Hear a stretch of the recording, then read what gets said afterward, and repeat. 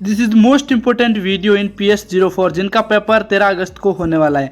दोस्तों इस वीडियो के अंदर हम जानने वाले हैं आपके अध्यायों के सारांश, जो सारांश आपको कोई भी YouTube चैनल वाला नहीं बताएगा। मैं आपको ऐसा सारांश बता दूंगा कि आपके भारतीय राजनीतिक विज्ञान एक परिचय, इसमें से कोई भी सवाल आएगा उसे आप सॉल्व कर पाओगे। सिर्फ आप मेरे को 10 मिनट दे दो। अध्याय 1 की बात करते हैं। एक अध्याय के अंदर आपका है भारतीय संविधान। पहले अध्याय का नाम क्या है? भारतीय संविधान। इस अध्याय के अंदर क्या है? भारत का संविधान भारत का सर्वोच्च निदान है, जो संविधान सभा द्वारा 26 नवंबर 1949 को पारित हुआ तथा 26 जनवरी 1950 से प्रभावी हुआ। ये दिन भारत के संविधान दिवस के रूप में घोषित किया गया है। तो दोस्तों ये है इसके बारे में छोटा सा सारांश, क्योंकि भारत का जो संविधान है वो सर्वोच्च निदान है। अब बात करते हैं इसके बारे में, थोड़ा और डिस्कस से जानते हैं। वर्तमान में भारतीय संविधान में कुल 395 अनुच्छेद है, 25 भाग और 12 अनुसूचियां हैं। भारतीय संविधान में विभिन्न राजनीतिक दर्शन, नागरिकों के मूल अधिकार, नागरिकों के मूल कर्तव्य के अलावा विधायिका, कार्यपालिका और न्यायपालिका के बीच शक्तियों का विभाजन इत्यादि अनेक प्रावधानों को शामिल किया गया है। भारतीय संविधान के अंदर क्या क्या शामिल किया गया है?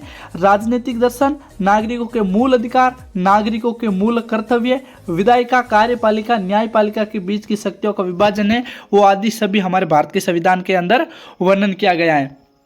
इसकी विशेषताएं क्या है दोस्तों भारतीय संविधान की? भारत का संविधान देश का सर्वोच्च कानून है, तो इसके शासन ढांचे, अधिकार और कर्तव्य को रेखांकित करता है। विशेषताएं सबसे पहली कौन सी है? ये भारत को एक संप्रभु, समाजवादी, धर्मनिरपेक्ष, लोकतांत्रिक गणराज्य के रूप में स्थापित करता है, जो अपने नागरिकों के लिए न्याय, स्वतंत्रता, समानता और बंधुत्व सुनिश्चित करता है। ये है दोस्तों आपके अध्याय 1 के अंदर 1 का सारांश, जो संविधान के बारे में बताया गया है। इसी प्रकार हम जानने वाले हैं आपके अध्याय 2 के बारे में। अध्याय 2 का नाम है आपके भारतीय सांसद, यानी इसके अंदर हम जानेंगे भारतीय सांसद के बारे में। एक चीज़ और बता देता हूं दोस्तों, अगर आपको ये वाला PDF चाहिए तो ये मेरे टेलीग्राम चैनल की लिंक होगी डिस्क्रिप्शन में, उस लिंक पर क्लिक कीजिए और आपको ये PDF मिल जाएगा। इस PDF का पासवर्ड क्या है वो मैं आपको आगे वीडियो के अंदर बताऊंगा। भारतीय संसद भारत गणराज्य का सर्वोच्च विधायी निकाय है। ये भारत के राष्ट्रपति और 2 सदनों, राज्यसभा और लोकसभा से बना एक द्विसदनात्मक विधानसभा है। राष्ट्रपति को विधायिका के प्रमुख के रूप में भी अपनी भूमिका में संसद के सदन को बुलाने और सत्रावसान करने या लोकसभा को भंग करने की अनुमति होती है। किसके पास? राष्ट्रपति की। अब मैं आपको डिटेल से समझाता हूँ भारतीय संसद क्या है। दोस्तों इस चित्र से हम समझेंगे संघ का शासन, हमारे देश के संघ का शासन। दोस्तों सबसे पहले संघ का शासन अध्यक्ष कौन होता है? राष्ट्रपति।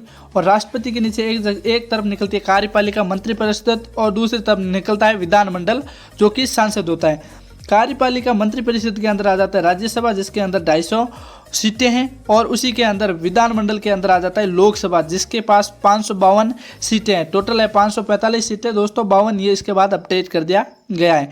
उसके बाद जो राज्यसभा में से 12 राष्ट्रपति द्वारा चुने हुए सदस्य होते हैं और 238 होते हैं वो राज्यों के संघ के सदस्य होते हैं। और लोकसभा के अंदर 530 होते हैं जो अनधिकृत राज्यों के होते हैं, और बाकी जो होते हैं राष्ट्रपति के द्वारा चुने जाते हैं। लेकिन 545 से 45 जो होते हैं सदस्य वो सभी राज्यों के ही होते हैं। ये है दोस्तों भारत का सांसद। यानी मुख्य रूप से आपको इतना ही जानना है कि एक तरफ लोकसभा, एक तरफ राज्यसभा, और मुख्य कौन है? राष्ट्रपति। यही है भारत का सदन। अब जानते हैं दोस्तों राज्यसभा एवं लोकसभा में अंतर क्या है। क्या राज्यसभा और लोकसभा में अंतर क्या है और इनकी शक्तियों में क्या क्या अंतर है? राज्यसभा एक स्थायी सदन है जिसे कभी कोई भंग नहीं कर सकता। प्रत्येक 2 वर्ष पश्चात 1/3 सदस्य अवकाश ग्रहण कर लेते हैं तथा उतने ही नवनिर्वाचित हो जाते हैं। मतलब 6 साल का इनका कार्यकाल होता है। लेकिन 2 साल के अंदर कुछ लोग होते हैं जो त्याग पत्र देते थे और नए जो सदस्य होते हैं वो निर्वाचित हो जाते हैं। लोकसभा में क्या है? लोकसभा स्थायी सदन नहीं है। इसका कार्यकाल 5 वर्ष का है तथा इससे पहले भी इसे राष्ट्रपति प्रधानमंत्री की सलाह पर भंग कर सकता है। नई लोकसभा का चुनाव 6 माह के भीतर हो जाना आवश्यक है। अब बात करते हैं दूसरा सबसे बड़ा अंतर, वो है राज्यसभा की सदस्य संख्या। इसमें सभी 250 राज्य के समान प्रतिनिधित्व नहीं दिया जाता है। मतलब जो राज्यसभा की संख्या है वो 250 है और इसमें सभी राज्यों को समान प्रतिनिधित्व नहीं दिया जाता है।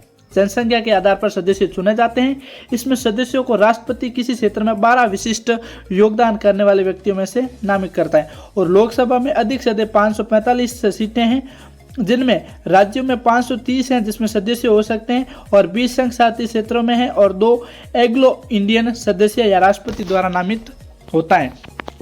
तीसरा अंतर कौन सा है? राज्यसभा का सभापति इसका सदस्य नहीं होता है। जैसे राज्यसभा का जो सभापति होता है वो इनके सदस्य नहीं होता है, जबकि उपराष्ट्रपति होता है। भारत का उपराष्ट्रपति राज्यसभा का पदेन सभापति होता है और इसका उपसभापति इसका सदस्य होता है, तथा राज्यसभा के सदस्य ही निर्वाचन करते हैं। राज्यसभा के जो सदस्य होते हैं वही उपराष्ट्रपति का चुनाव करते हैं। लेकिन लोकसभा के अंदर क्या होता है? लोकसभा वाले जो 545 सांसद मिलकर अपना अध्यक्ष चुनते हैं। ये अपने में से ही लोग को चुनते हैं। लोकसभा के अध्यक्ष तथा उपाध्यक्ष इसके सदस्य ही होते हैं तथा इसे चुनाव सदन के सदस्यों द्वारा किया जाता है। अब बात करते हैं दोस्तों और जो इनके राज्यसभा और लोकसभा में क्या क्या अंतर है। तो राज्यसभा के सदस्यों का चुनाव संबंधित राज्यों की विधानसभाएं अनुपालिक प्रतिनिधियों के आधार पर करती हैं, और लोकसभा के सदस्यों का जनता द्वारा सार्वजनिक एवं गुप्त मतदान द्वारा इसका जो चुनाव है वो किया जाता है जनसंख्या के आधार पर। धन विधेयक राज्यसभा में प्रस्तुत या पुनः स्थापित नहीं किया जा सकता। मतलब अगर कोई लोकसभा धन विधेयक जो राज्यसभा के पास प्रस्ताव के लिए भेजता है तो राज्यसभा को स्वीकार करना ही होता है 14 दिन के अंदर। अगर 14 दिन के अंदर नहीं स्वीकार करता है तो उस विधेयक को पारित माना जाता है। धन विधेयक केवल लोकसभा में ही पुनर्स्थापित किया जा सकता है। धन विधेयक के संबंध में राज्यसभा को केवल सिफारिश करने का अधिकार है। मतलब जैसे प्रधानमंत्री ने कोई शक्तियां दे दी तो राष्ट्रपति को उस पर साइन करना अनिवार्य ही है। इसके लिए उसे दिन का समय मिलता है। कितने? 14 दिन का समय मिलता है। विधेयक वापस नहीं किया जा सकता है, उसे पारित ही समझा जाएगा। लोकसभा राज्यसभा की सिफारिश से मानने के लिए बाध्य नहीं है। धन विधेयक के संबंध में लोकसभा को अंतिम एवं वास्तविक अधिकार प्राप्त है। जो धन विधेयक के क्षेत्र में लोकसभा को अंतिम और लास्ट अधिकार है वो इनको प्राप्त है। मंत्रिपरिषद राज्यसभा के प्रति उत्तरदायी नहीं होगा। मंत्रिपरिषद है वो राज्यसभा के प्रति उत्तरदायी नहीं होगा, लेकिन मंत्रिपरिषद केवल लोकसभा के प्रति है तो उत्तरदायी होगा। राज्यसभा में उपस्थिति तथा मतदान देने वाले सदस्यों को कम से कम 2/3 सदस्य द्वारा समर्पित संकल्प द्वारा राज्य के किसी विषय को राष्ट्रीय महत्व का घोषित कर सकते हैं।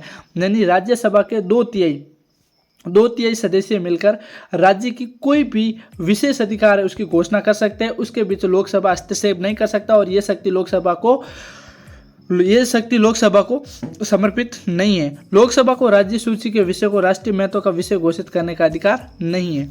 अब बात करते हैं दोस्तों राज्यसभा में उपस्थित तथा मत देने वाले सदस्यों के 2/3 बहुमत से अखिल भारतीय सेवा को सर्जन कर सकता है।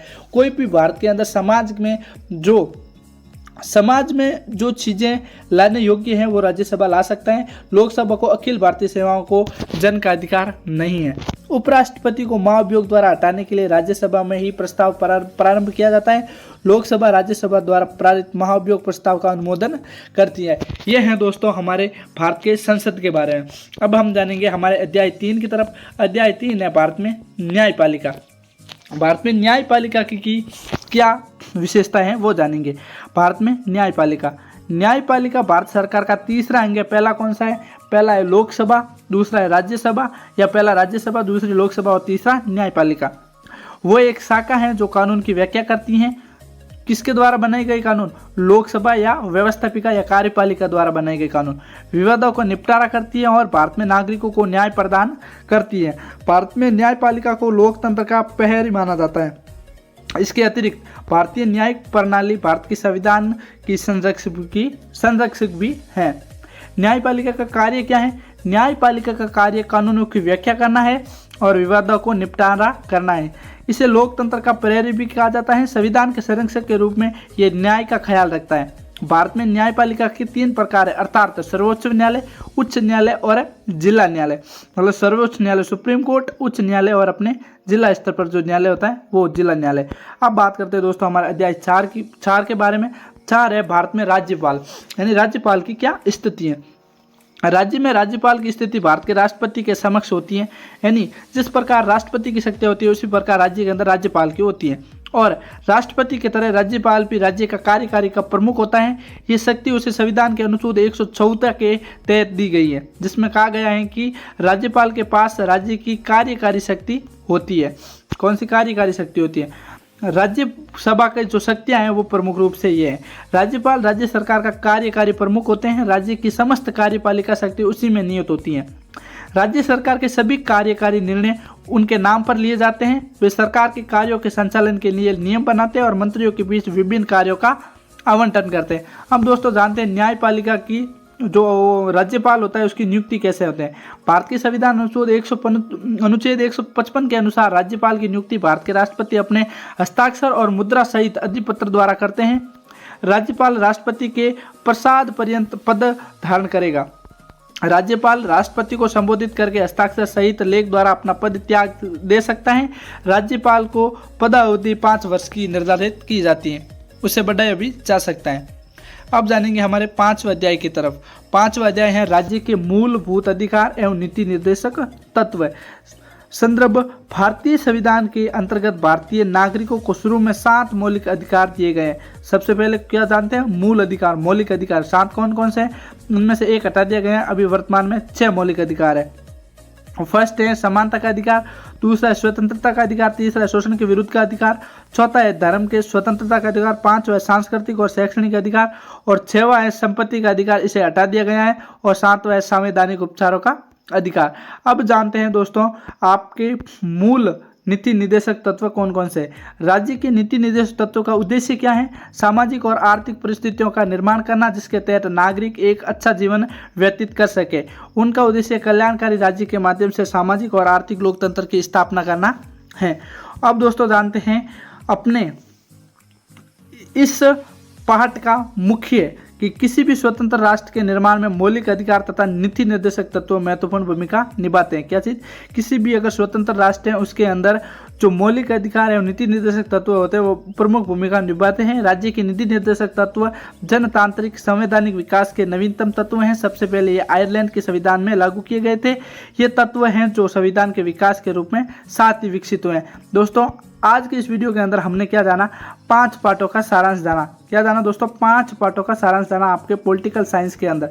अगले 10 पार्ट बाकी है, 10 पार्ट की समरी, 10 पार्ट की समरी देखनी है तो अभी चैनल को सब्सक्राइब कर दो। और जैसे ही 25 यानी 25 कमेंट पूरे होते हैं मैं इसका खंड 2 लेके आ जाऊंगा, उसके अंदर 5 पार्ट और समझा दूंगा और उसके बाद 3 वीडियो के अंदर मैं आपका पूरा का पूरा 15 लेसन की समरी समझा दूंगा। तो चैनल को सब्सक्राइब करें और वीडियो को लाइक करें। धन्यवाद।